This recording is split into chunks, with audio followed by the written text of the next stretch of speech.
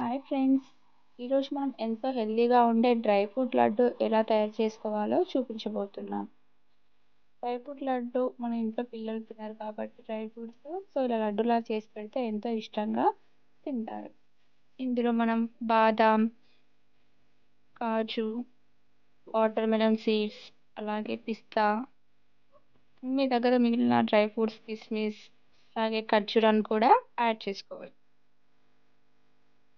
మనం ఇప్పుడు ముందుగా స్టవ్ ఆన్ చేసి ప్యాన్ పెట్టుకొని దాంట్లో ఒక టేబుల్ స్పూన్ వరకు నెయ్యి వేసుకొని దాంట్లో మనం ముందుగా కట్ చేసి పెట్టుకున్న డ్రై ఫ్రూట్స్ అన్నీ యాడ్ చేసుకోవాలి.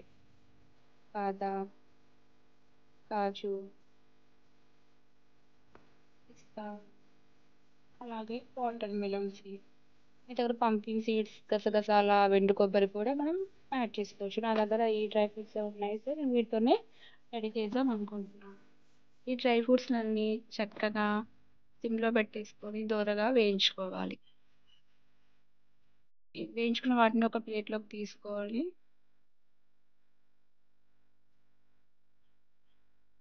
అలాగే అదే ప్యాన్లో మరో టేబుల్ స్పూన్ గీ యాడ్ చేసుకొని దాంట్లో మనం ముందుగా సన్నగా తరిగి పెట్టుకున్న ఖర్జూరాన్ని యాడ్ చేయాలి. ఈ ఖర్జూరాన్ని కూడా మనం నెయ్యిలో దోరగా వేయించుకోవాలి. ఇలా ఖర్జూరం సాఫ్ట్గా అయ్యేంత వరకు కలుపుతూ ఉండాలి. ఇలా చక్కగా ఖర్జూరం అంతా నెయ్యిలో కలిసిపోయాక మనం ముందుగా వేయించి పెట్టుకున్న డ్రై ఫ్రూట్స్ అన్నిటిని యాడ్ చేసుకోవాలి.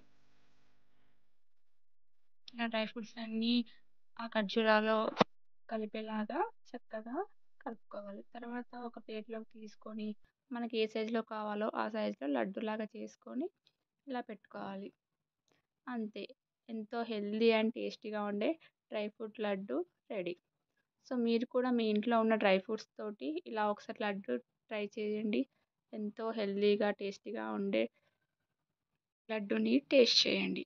Please subscribe my channel.